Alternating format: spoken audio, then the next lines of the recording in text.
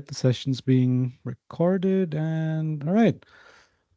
Welcome to today's session of transformational journey from classroom to career. We're going to dive into the ever-evolving world of security, cybersecurity in specific. I'm your host, Silas. Today we have a special guest joining us, Mr. Vipin Ramesh. He has 3+ years of experience in cybersecurity and a wealth of experience in protecting digital landscapes and all of that.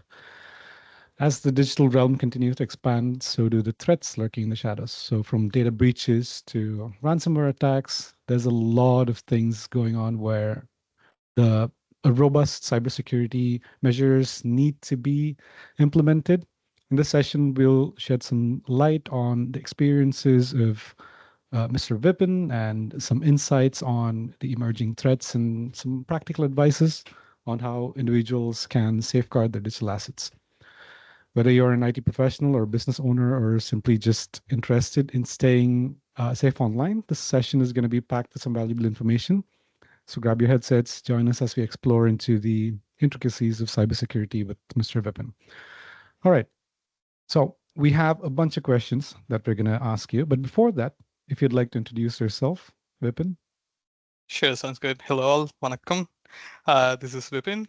I moved to Canada in 2018. So I did my bachelor's in IT technology in Tech, and then I worked for IBM for 1 year in both Bangalore and Chennai. And after moving to Canada, I studied my master's in NYIT. Master's was regarding cybersecurity.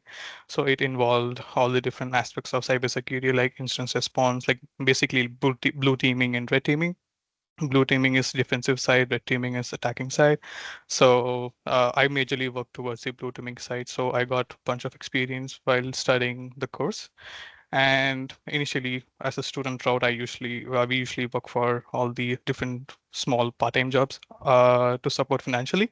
So I started off my part-time job as a server in one of the hotels, and I did some odd jobs in the warehouses. And then I worked as a cook in KFC for like 2, 3 months. And from there, I moved to stock associate role in Hollister. So that's one of the, I would say, favorite role till now that I did because of the people that I worked with, the environment, and all the stuff. And to add on to my professional growth, I did my certification. I did Security Plus, and with the professional job that I did, so I worked for Entity Data for 1 year, Forex for 1 year. I'm currently working in Insurance Council of BC. So these are the three jobs that I did in Canada so far. Right, amazing. I'm so glad that I understood when you spoke about red teaming and blue teaming and all of that, because I did some research before the podcast to Right, understand how cybersecurity works as well. right. Very nice. We'll see how, if there's any other questions from the others towards the end of the session, that will be answered as well. Mhm. But now we have a set of questions that we need answers to. So I'm going to start. Can you share your personal journey from classroom to your current career? So I know you explained about everything that you did just now, Yeah. but how was that personal journey? How did it feel? Like what did it take for you to get to this point?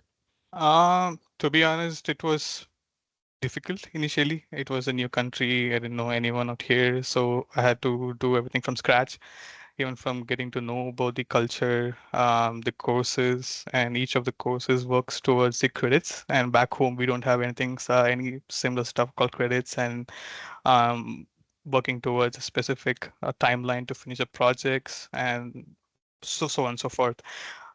So initially, it was a bit of a culture shock for me, and from there I had different roles that I did. So I got to meet a very good individuals in my cricket team and other places that I went to, and which really helped me to grow who I am currently. To be honest, it's more of a personal touch where I got a very good people around me, which helped me professionally and personally as well.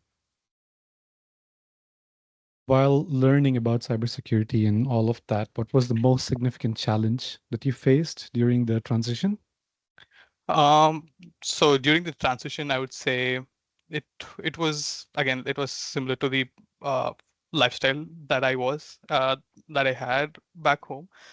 The I'm from a basically middle class family, and it's a usual career where I did my schooling, did my engineering, got into a job, and from there I thought like, okay, let's do something new, and I want to do something towards cybersecurity. So I went towards that, and I thought I can go go crazy, to be honest. So I thought like, okay, it's a new country. We have seen good amount of videos in YouTube. Things will be fine. Everything will be green across the globe. And as soon as I landed, I got to know that things are not really good. And so we have to do all our things by our own, which I've never did in my all 24, 25 years back then. And all of these actually was new, and I had to meet everyone as first time. I've never met anyone out here, so I have to make sure that I have a good solid networking skills, which would help me. And touch wood, I till now the number of people that I've reached out to or I got in touch with was related to cricket. Cricket has played a huge role in my life till now, even from like childhood, I would say. So, along with my professional career, I would easily say cricket is something that's stuck along with me. I'm so grateful for that. So something that you had in common that actually brought you together with other people. That's Oh very yeah, nice. yeah. Um, how did your education prepare you for your professional life? Hmm. Um, I would say 50-50. 50% of education helped me professionally, and 50% of what the life experience that I gained in those 2 years. So with education, I would say the course structure was good enough, where I was able to understand what is the blue teaming and red teaming, what are the different structures of cybersecurity, and it laid out the base to what cybersecurity is. And from there, it was much more evident that, okay, so after completing masters, uh, I would know like what all things that I would need to do. So apart from the courses, it's all about the lab work that you do and the skills that you learn outside of your course structures. So you need to get to know what threats around cybersecurity is, what is going on within the domain, what all things that I would need to learn, setting up a home lab and all this stuff. So these are the few things that made me prepare myself for the professional life.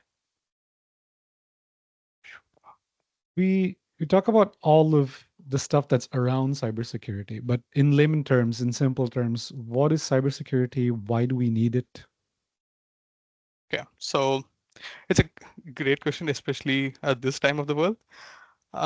So it's just the to explain about the layman terms, it's just protecting yourself from any threats around the world that you face digitally. So it may be through your social media accounts, it may be through your personal life, or it may be for the professional life. So it depends on how well you can protect yourself from these cyber threats, especially with the scammers and all other hackers. So we had computer vision, then AI, then neural networks, and all of that. Do you think cybersec is like next in line Oh for yeah. as an upcoming trend in IT, or is it already there? Oh yeah, for sure. It's already booming, and I could see numerous opportunities around cybersecurity, especially with the different landscapes within the domain. Right now, I could see more job opportunities towards the incident response, which is again the blue teaming part, where you defend Mhm. against all the threats. And few companies are focused towards the red teaming, where you tend to attack from internal, external perspective, and then make sure that how well the company is exposed out to the outside world and what all threats that we can mitigate through that. So like ethical hackers and all of that would come under red teaming, something like that, Oh yeah, if yeah, I'm not something like wrong. that. Yeah. Right. Right. All right. So were there any experiences or internships that were like pivotal in shaping your career path to where you are right now? Um, Experiences, I would say definitely setting up a home lab is the first thing that I would recommend for anyone who is jumping onto this domain. because like you will need to do as much as the basics that you can before entering into the work life. So setting up a VM, making sure that you know how to handle any of the virtual infrastructures and play around, break it as much as you can so that you can refix it again.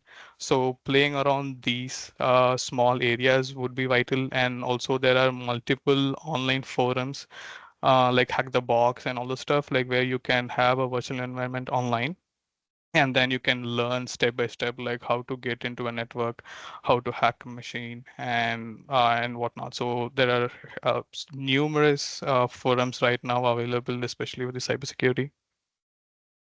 Got it. Uh, Earlier, just like 5 minutes ago, you're talking about how networking helped you quite a bit Hmm. to the point where you are right now. So, Right. how important is networking, and how did you Oh, go about building a professional network after you reached Canada? my favorite question out of all, to be honest. So that I would say, I could say like almost 99%, 100% of the ones that I know are from cricket. Mm. Uh, as soon as the day I landed here, the first thing I did was like, is there any cricket going on within Canada and Vancouver? And I got to know a couple of teams, and this is actually my team jersey. So Oh, nice. my team name is InCan, so representing India and Canada. So that's why we Mm-hmm. have both the flags out here. So I'm with the team for almost like 5, 6 years now, Mm-hmm. and the people that I earned from that club is huge. So we have people all across India and as well as Sri Lanka, I would say. So it's a multicultural team. You get to know where they are from, what they do, what they are. So that's not just about what you gain out of it. It's always about what you learn as a personal, like a personal stuff, like how you can improve yourself day by day. And this team has helped me a lot. And also, I'm associated with another team which is from a demographic area, like from Kerala. So I play along with these two teams, and yeah, it's along with my professional career. I would say my cricket career is actually going very well. Almost all my weekends in summers are filled with cricket. So that's the area where I actually learned to meet more people, especially with IT folks. I didn't mean that I need to join a team just to get an idea about what IT is and just to get the work. But I always feel that it's always about the social events and the correct people that I meet, so that it will help me long way, especially with my personal growth. A lot of times, it just comes down to you being in the right place at the right time. Oh yeah, yeah, So 100%. that's pretty good. Yeah. Yeah, And for me, it would be like esports or anything, and it's similar, so I can kind of understand. I'm not into all of right, these like physical sports and like cricket or anything like that, but I'm into right. esports. So I have my own network of people where I talk to pretty much every other day just to make sure that we're still in contact and whatnot. And then Contact. there's friends. So there's Yeah, networking and there's friends. There's two different things, think right. Yeah. right? From where you studied and from your college and university and everything, what role did your mentors play in that journey? Your mentors in college and everywhere. Oh yeah. To be honest, I didn't have a typical mentor within my university. I was lucky enough to get a mentor at my first workplace in entity data. He was a team lead for me, and from there till now, he is the only one who I usually reach out to if there is any uh, mental breakdown, or if there is anything related to work related stuff where I need guidance and all across. So he has been a huge support over here. So I've like I recently had a performance review, so it actually went well. So that's a good sign. And after that, like Good job. yeah, thank you. After that, like I actually reached out to him personally and said that thank you so much for helping me out. And he said like he didn't do anything. I was like, you never know. It's so much that you do, and it's because of him where I was able to understand what cybersecurity is from a work perspective, because I just had 1 year of experience back home in IBM. So over here, like he had almost like 15 years of experience, I would say. So he is down to earth guy. He usually shares all his experience without any ego. Even if it's a dumb question, he answers it so that like he knows that I understand it perfectly. So he's one among the best, I would say. So again, it's the right place at the right time for me. He wasn't supposed to join that job, but luckily he did. So that like I got a good mentor from that. So yeah, so much The to talk about him. immediate person that comes to my mind when you talk about not having an ego, having so much experience in even answering like dumb questions that you ask and stuff like that is my manager as well. Like Oh, I nice. work here Uh-huh. as a in-store service agent and whatnot. Right. Um, my manager's been with the company for 16 years, and when I Wow. ask him any question, even if it's the simplest thing, zero ego. He teaches everything properly. He's like Nice. he says everything in the most nicest way without Mhm. like So that it later on I doesn't would hurt us, think right? yeah later on I would think, oh wait, why did I even ask him that? It's written right there. But he would still say, Right. oh, it's written there, see, this is how you do it. And he doesn't say it in a way where I feel bad. He Hmm. actually explains it properly. So having a good mentor is actually really, really good in professional life. And you'd be one of the lucky ones if you have someone who doesn't have an ego and has Oh the yeah. experience to actually explain stuff in a nice way. So Right. that's good. That's good. Um, all right. So, how do you think the skills that you've learned in the classroom translate to the workplace? So, whatever you've studied in Hmm. university or college, how did it translate to the workplace? How much of it was useful? So with the classroom stuff, I would say it laid the base because it didn't had anything hands-on apart from one or two courses. So it's mostly around what it is and how it can be done and all the stuff. So the skills that I had to learn was through my personal learning, through my home lab, and as well as the learning that I got from my professional place. So far in all three jobs that I did, each had a different set of landscapes with respect to the networks, the infrastructure. So I got immense experience while working for with all three different companies, and especially the current one where we are not a very big company, but we had to do in and out within IT space because it's just very small team with respect to IT. So I get to know how IT is set up within small medium business from scratch, how to order assets, and from asset Hmm. management to cybersecurity to help desk and all the different domains that we have within IT infrastructure. So this experience is huge for me because I never got hands-on with a server room, like how a server room will look like, how a firewall or switches will look like. But right now, in day out, like this is my daily routine where I had to work in all different places. So the more experience I get in these type of jobs, I think it'll help me a lot down the road. Because most times when I think of startup companies, you get a Hmm. lot of hands-on experience and stuff like Right, this. If it's a right, well-established company where everything's already taken care of, they'll just use you for one specific sector, and that's the right. only thing that you're gonna get exposure for. So being in Yeah, a small there's company usually a where you get term. hands-on experience is really good. Yeah. That's right. So there's a term that my one of my colleagues say like jack of all trades and master of none, right? So I really like that. So that stuck with me. So I think like I'm fine being that way because I tend to know more about what's going on and what other options I have. So end of the day, if it is benefiting me, then I'm totally up for it. I would much rather be a jack of all trades than Right. being a master of none. Like because that saying also goes a bit more, if I'm not wrong. I don't remember what it Yeah. is, but yeah, Yeah. it's better to be a jack of all trades. That's good. Right. Can you discuss any unexpected lessons or skills you gained during your career that you didn't learn in school? Oh, I think my whole student life is an unexpected journey that I got, to be honest. So, yeah, different issues day by day. So I was living with GSE money for almost half year, or I would say more. My first year within Canada was living with five or six different folks within one small apartment. Oh, it was crazy around the time. I didn't know none. I was harassed by my roommates. I was harassed in my workplace. So the culture shock that I got, it led me to a place where okay, I received all the problems, and from now on, I can manage anything that I get. So that is something that I always cherish right now. So if I can give an advice that I got to the Vipin in 2018, I would say like things are meant to happen, and it's good either way. Just So I'd say hold like, on. yes, Yeah. exactly. Like, be patient, hold on to whatever you do.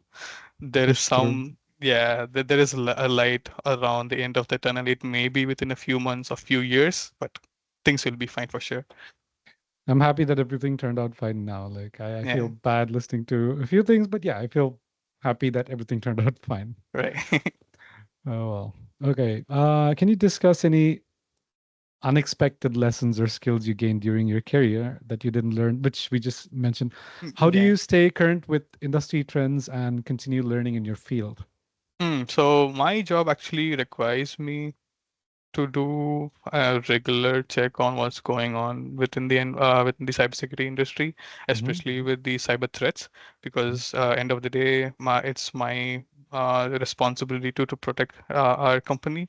So if there is anything, any vulnerability related to any applications or devices that we have within our environment, I would need to reach out to the respective patch management team to patch the vulnerabilities and so on and so forth, and also to get to know what all tactics that the threat actors are using, so that we get to know if something goes wrong, we know like how to mitigate that within our environment. So I tend to follow the news articles. I also subscribe for few news articles which is just respect to cybersecurity, and also social media platforms. So right now I think there are so many YouTube channels and Instagram channels where you tend to get about like what's going on, what all things that we can do to mitigate issues, and what all things that we can implement to protect our environment. So I would recommend to subscribe all the different news articles and the social media platforms. Hmm. All right. Is there any like channel, YouTube channel or something, like anything that's in your mind right now, is in specific, or is it just all over the place? It's just Yeah, I would say like two. One is John Hammond, and another one is okay. David Bombal. These two guys are great, so they tend to go in depth and explain about what's going on, and if there's an issue, they break down and then will explain it a way that like anyone can understand it. So that way it'll be easy for anyone to know what's going on, and then how we can implement that in our home or work life. Perfect. Okay. What sort of advices can you give to current students who are unsure about their career Oh yeah. paths? Oh, I actually have a few in line of. Yes, So please. one is networking. Networking is the key. Anyway, anytime, anywhere you go. Especially it's very hard for people like me because I'm not an extrovert. I can't go out and talk to anyone randomly.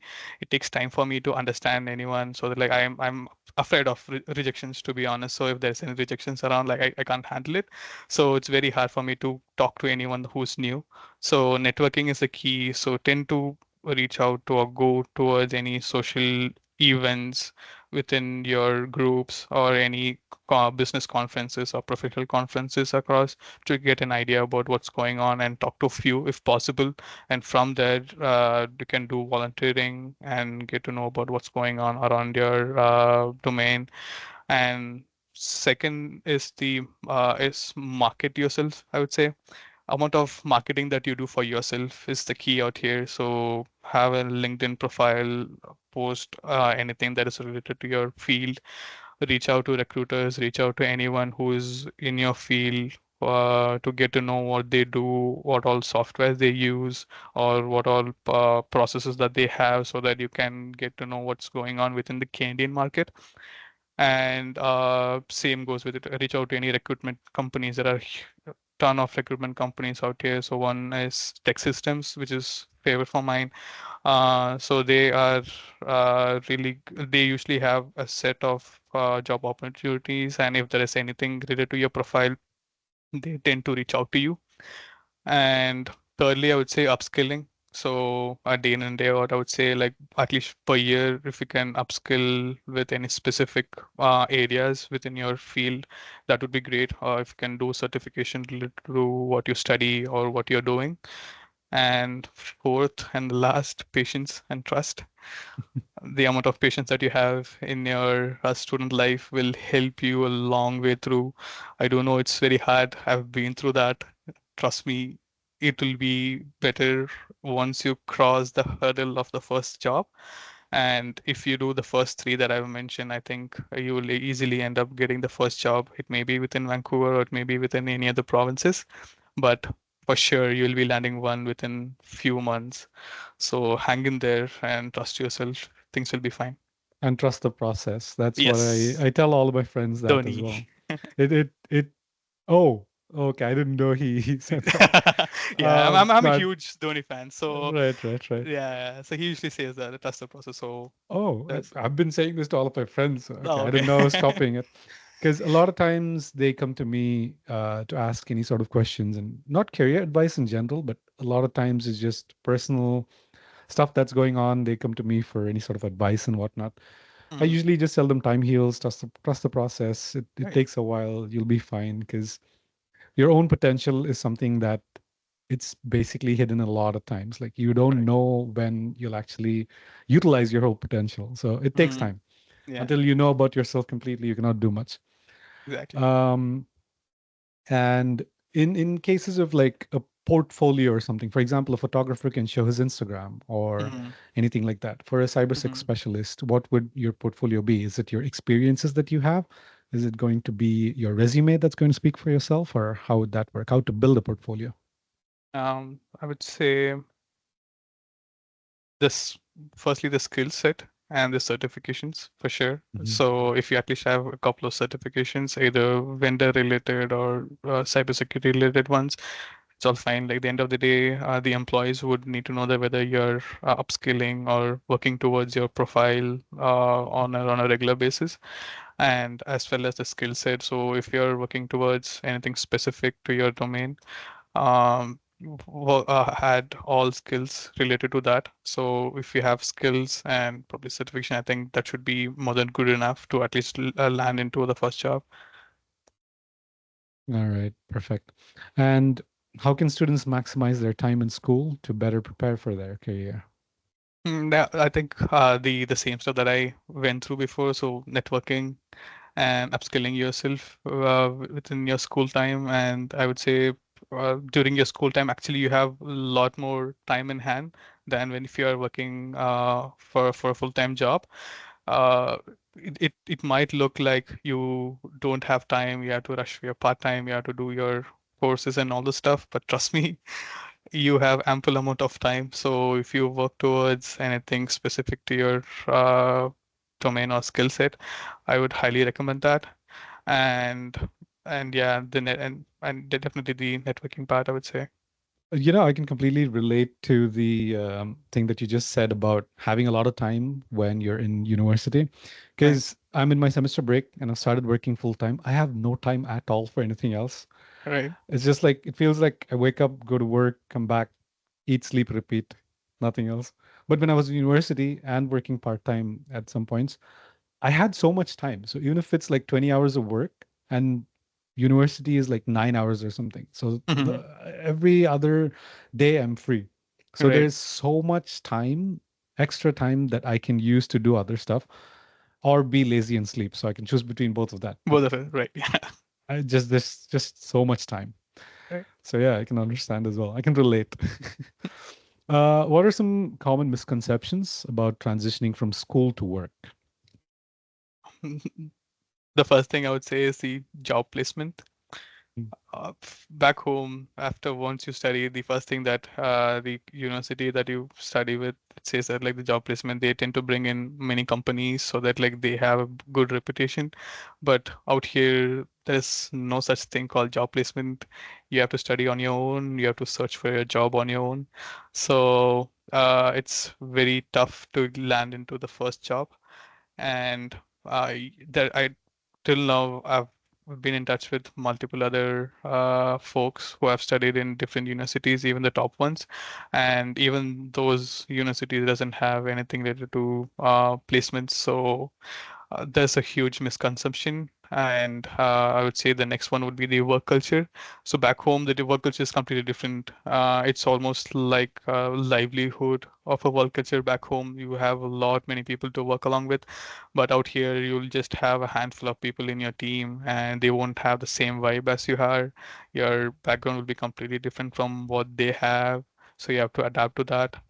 And the other thing is with related to job, I would say job responsibilities. So never expect that like you will work on a set of responsibilities that is given within your job description.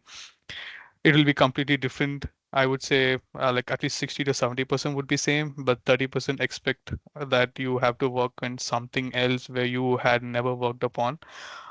So these are the few places I would say it's not the same thing that we usually think about. That is very true because I've lived in India, I've lived in Europe, and I'm here in Canada. So the Right. work culture in all three places are very different. In Europe, I would say the amount of work that they give you is not that much, but they in some places, in some countries, they don't pay you Mm-hmm. as much either. Okay. So if it's West, like for example, like Portugal or like Spain or Switzerland, around Mm. those areas, Germany, you get paid a lot more. But I stayed in Lithuania. That's East Oh, Europe. okay. Okay. GDP is very low. The work culture is kind of between Okay. India and here, I would say. Okay. But in India, there's a lot more work for less money. Mhm. And here, it's kind of balanced. But Balanced. like you said, you're not, for example, if they've given you a post, that's not the only thing that you're going to be working. Right. Yeah. And like, there's going to be a lot of other things around it as well. So the whole Hmm. culture itself is kind of different. And in my opinion, I think I like it better here in Canada. Hmm. Kind of. Yeah. But there is also a lot of money involved. But Hmm. Vancouver is just such an expensive Expensive place city. that Yeah. it kind of makes up for it. So it's okay. Right. So if you compare our salary with the US based companies, there is a huge difference between that. But end of the day, if you think about more of a work-life balance, if you have a better work environment and the place that you live in, I think it's a better place than most of the other places around. True, true. All right. How how has your career evolved since you first entered the workforce, and what have you learned along the way? Yeah, definitely gained a lot of experience technically and operational skills for sure. Because the background that I had, again, it didn't have anything much technical. It was more of a knowledge-based ones. And the thing that I worked in all the four companies so far, it's completely different. So I would say like I've gained a lot many experience in the current role because of the job responsibilities that I have, because I have to work on multiple other places all across our IT infrastructure team. And secondly, I would say being a team player. So since I've been associated with cricket like almost all my years, I am a huge believer of being a team player. It's always about the team and not the individual. So if you're working well, it's okay. But if your team is not good, you're also not doing good. So end of the day, being a team player helps huge because the work culture out here, the companies out here are expecting to have that within your skills, and so that like you don't put the team down and you don't put the company down. So that's one thing which I've learned across and I believe so much. And the other thing is understanding the business purpose and delivering the projects according to the requirements. Initially, I had different thought about all of it, but now understanding what the business needs is what you need to deliver. And lastly, I would say communication skills. It's a huge skill where you need to work along with internal and external stakeholders while dealing with different projects. So these many skills I actually learned within the last 4 years, I would say. Oh, amazing. So from those four companies or like how many other companies that you worked in, Hmm. just regarding cybersecurity, what are the key qualities or skills that employers look for in graduates? In graduates, okay. So first thing is uh, to know the difference between the different domains within the cybersecurity, especially if you're working as an incident response analyst, for example. So what they do in day out is to defend against any threats or any incidents or any alerts that they get to identify what they have and all the stuff.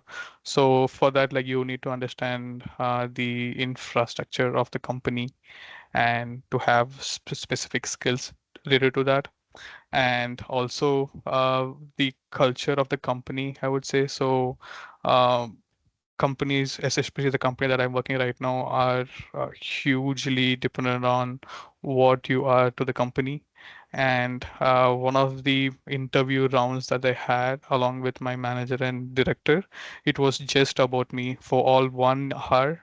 They had a set of questionnaires that I need to work on, and they were talking to me with the results that I said, and they wanted to know like why did I answer so and so, what was your thought process on it, and what will you do on a certain situation. So they were really concerned about how I'll fit on a cultural level within the work organization.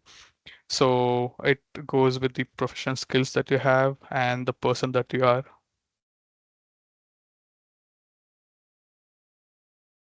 Perfect. All right. This will be the last question. After Mhm. that, we will open the call to questions from the other people that are there. Can you Sure. share any tips on how to balance personal development with professional growth? Wow, Good this question. question hits So, home. yeah. To be honest, I'm currently actually working towards it, even with myself. And if your employer is good and if you have a very good work-life balance, I would say you will definitely have more time to work towards your personal growth along with your professional growth. And you can definitely have a quality time to spend on yourself, to work on your family, to be with your family when and where needed. I really love the culture out here where you could see families coming out, playing with the kids. Both mother and father are there in the parks. I've never seen that back home. So I really love the family culture out here. And that's just because like how the work culture is here, to be honest. I think like most of the companies are really open towards it. And even if you want to, I've seen many folks within my company where even if they want to drop off their kids to school, pick up their kids, they usually tend to text everyone and no one had any issues for that. So definitely it depends on where do you work, and that pretty much sums up if I'm not wrong. It's pretty similar with me as well. That's why I said this question just hits home. I'm Yeah. trying to work towards that as well. All right, these were all the questions that we prepared for you, and thank you very much for answering all of that. Now I'm gonna open up the questions to anybody in chat. If you guys have any questions, you can type it in chat. I'll read it out. In the meantime, one question I have is Okay. any sort of core memory that you have after you reached Canada that's stuck to you till now? Any sort of core memory, that a happy Right. core memory? Sure. So I actually took a picture of the first person that I met in Canada, the cab Mhm. driver, the first person that I met in the restaurant, and the first person that I met in the Airbnb that I was staying. So all three persons were the few people that I've met in Canada.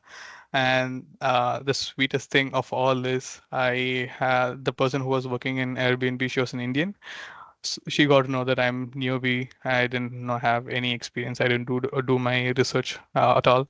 So what they did, she took a paper. She listed out what all shops we have around that area, which banks are there, where do you go, where do you want to open the bank account, what all the cell phone companies are there, which company you need to get, how do you get to groceries, all the transit routes, how many buses are available, and which bus you need to take to go downtown. So, and all the stuff she has written, and I made sure that I carry it all my life. I still have that note with me.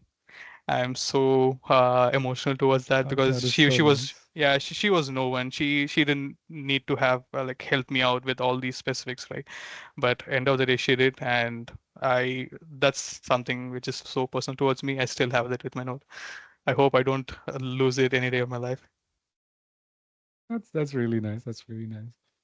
Um, well, if anybody has any other questions, you guys can type it. We will answer that, and that will be the end of the session. Hope Aditya's I typing, so we'll just wait for uh, that. Yeah, sorry, go ahead. okay, and like I hope I answered most of the questions and I didn't fumble around. So Oh, no, no, no. yeah, We are right on track. It's okay, 8:45. I told you, like, yeah, we have time till 8:45, so I just made sure that I can prolong it as much as I can. So that's what nice, we did. So yeah. that's good. That's good. Networking is actually really, really good because one good thing for me that happened when I moved to Canada was I do a lot of these like networking things where like I join a bunch of like clubs or like I go to places, I get to know people and all of that. So like Mm-hmm. 5 years ago, no, 6 years ago in Lithuania, I met someone and then their friend lived in Canada. And Okay. that one person that I spoke to 6 years ago, he became my friend and we've been spending time like every week, once in a while, and getting to Nice. know him. So when I came here to Canada in Vancouver, he drove all the way down from Calgary Oh, wow. just Okay. so that he could help me around for like 2 weeks and then leave. So Nice. that one small thing that I did before Help just me out here, right? helped me out here where I could do all of this. So like you never know what Yeah, happens. exactly. Even the first two jobs that I got, the first job, I've met that person only twice in my life. And the second job that I got, I've never met that person at all. It was a Facebook post that he posted that like there's a job around and if and he is willing to refer me. So you never know when someone is helping you out. There'll be the right time and the right place where if you are there, things will happen for sure. Aditya posted a question. Have you worked alongside Mr. Anthony Green, who's a cybersec specialist, as I met him during a meetup event? Oh, yeah, I've heard about him a lot in LinkedIn. I think he's part of Isaka as well, but I have not met him in person. All right. For now, if there's no other questions, then that's it. Thank you for all of your insightful answers and thank you for spending. Oh, wait, Nandini's typing. Thank you for all of your valuable answers. Actually, I could relate to a lot of things because in some ways, I think we've gone through minus cricket. Like I'm not into cricket, Okay. except that everything else, I think we have had similar experiences back at Yeah. home with work and having a good mentor and all of that.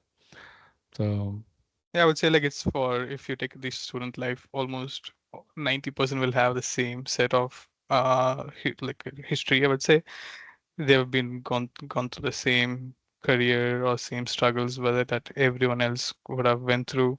Maybe the different pain points would have been different, but end of the day it would be the same. So I think anyone could have, yeah, related to it. I think it's just that like it's so easy nowadays to stand out because a lot of people don't take that first step. Mhm. Taking that first step, putting yourself out there, and just like you said, like marketing yourself out there with whatever you have, Right, skills and whatnot. It's a bit easier to get a job after taking that first step. A lot of people don't do that. right. It was a wonderful session. For sure, you covered things pretty well. It's really interesting, and thank you for sharing. Thanks, Santi. We'll wait for the others to type, and then I think we can end the session there. Sure.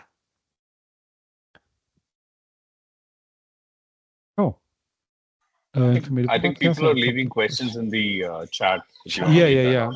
Yeah, I'm reading the chat right now. Could you describe what a typical day looks like in the field of cybersecurity? Sure. So I usually tend to work on the blue teaming part, as I said before. So it's mostly working on security incidents and anything related to email security. So if there's any phishing email, I tend to perform the steps that I need to on a regular basis, and then do vulnerability management as well, and along with that, security awareness. So these are a few different areas that I usually work on a regular basis to get an idea about what's going on, why so and so alert has been triggered, what have the user done, what did I do to prevent that, and all the stuff. So end of the day, you need to be active around what's going on within the environment, just to make sure that you secure it end to end. Thank you. And the next question is for me, actually. I've noticed that you're good at public speaking. Do you have any tips or advice on how we can improve our own public speaking Oh yeah, even I skills? wanted to ask that. Public speaking skill. Oh God, I hate being in the spotlight. I'm not. I'm not much of an extrovert. I have a social battery as well, so I'm more of an ambivert, if anything. So to be good at public speaking, you need to know what you're talking about, first thing. Mm-hmm. For that, you need to do your research about whatever the topic is. Like, for example, at this point, because it was cybersecurity, I just went online, read a bunch of articles. I contacted a bunch of my cybersecurity friends and asked them a few things. And the moment when you converse with somebody, if you need to sound intellectual, if you need to hold a conversation with someone who's an expert in a field, you need at least basic um, details or like basic description of everything. So that's one thing, so that you can be confident enough to actually talk to the person. Second, um, I think you need to kind of force yourself to be an extrovert, even if you are an introvert. That's the only way you can actually talk. So these are the only all, advices that I can give you. But hopefully you figure it out if you're not. Yes, Lakshman says, what do you believe works most in networking? Coffee chats or cricket matches? Uh, depends on person to person, I believe. So for me, definitely a cricket match more than a coffee chat. I again like I can talk more than an hour with cricket. So any day cricket for me.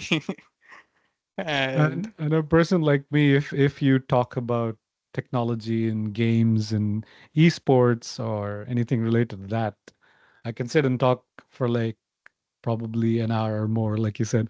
But I love coffee as well, so that works right. too. So it depends from one person to another. Yeah. Uh, and an actual question, another question from Laksh is, what are the strategies you suggest to hit the hidden job market in Canada? Hmm. Uh, Firstly, I would definitely say to reach out to the recruitment companies. There are a lot many companies. I just have a few in my mind. One is Tech Systems, and other couldn't get the name. So reach out to those recruitment companies. They will definitely have a call with you to get to know who you are, what your profile is, and they also have like store your profile in their database so that if something comes up in the future, they'll contact you. Especially and also I would say to add your resumes to all other different job market and job listing websites like LinkedIn, Indeed, Master.com, or any other platforms. I would say that might help you at any point of time. I had no clue that I had uploaded my profile in Indeed, and luckily the HR from this company reached out to me via Indeed that like they have the pushing out. So end of the day, like if you have your updated profile in all the job markets available, job websites available, that would be great. Okay, I should probably try to do that as well because Hmm. I haven't tried reaching out to any of these companies or like consultants in a way Right. to put myself out there, but I should probably start doing that. Because me having a master's in robotics, Mm-hmm. I think the profile weightage might be Might good. good. So Right. let's see where it goes. What do you think about career shift or different industry in Canada? Is it good or bad? To be honest, I haven't dealt with that, but I've seen a lot many other folks who had did it, especially because they didn't get the opportunity that they studied for or looking forward to. But end of the day, they were able to pick that up and then go towards with that.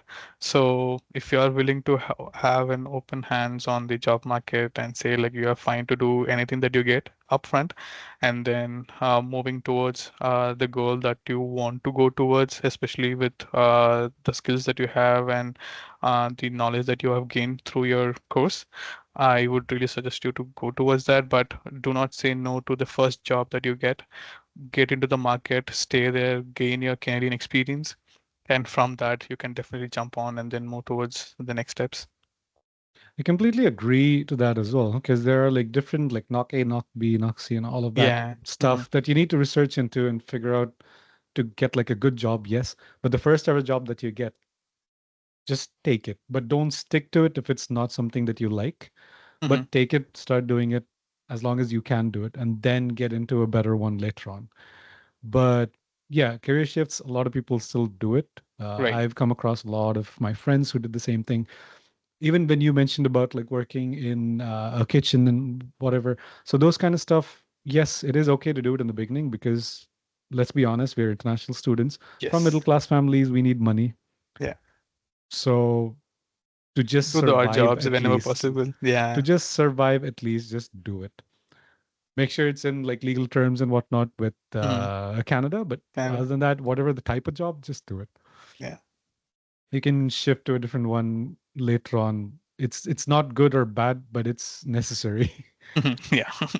Laksh says, can we showcase internships or capstone project experience as Canadian work experience in the resume? If yes, how much will it help us land our first job? I'm not sure about the project would be considered as a work experience, but I definitely think internship would be. And I would highly vote for going for an internship rather than projects, because internships out here are huge. You might not get paid as much, but that weighs your resume so well. So if you have any internship opportunities, go for it. You can, I think you need to take a break from your course for a semester, work for them, and then continue your course after that. But if you're getting it 100%, I would suggest you to go for the internships so that it'll value for your job. Following up on that, so like during a semester break, a term break, Mm. would you suggest people would look for internships on the field that they want to get the jobs in and upskill while they're working part-time, or should they look for a full-time job and make the most money that they can? I think, to be honest, for that, like, it depends on their financial situation. If they're fine to do a full-time job, that would be great, to be honest. But if they are fine to do both internship and their part-time job, if they have time for that, 100% go towards that. But end of the day, I highly value internships, because few of my friends who studied in University of Victoria, they usually have internship projects. So they went to Montreal, Toronto to do internships, and that helped them to gain good jobs right now. And one of my friends is working for Cisco. So end of the day, if you have internships, definitely go for that. And well, another question I had was in terms of like age. Mm. What age do you think is like too much for, let's say, situations like these? When I said, so like looking for an internship and working part-time, then getting to a full-time job. So like, for example, if I'm like 30, 35, Yeah. is the internship thing still viable? Is it still better? No, actually, Provided I have all the experience that I need.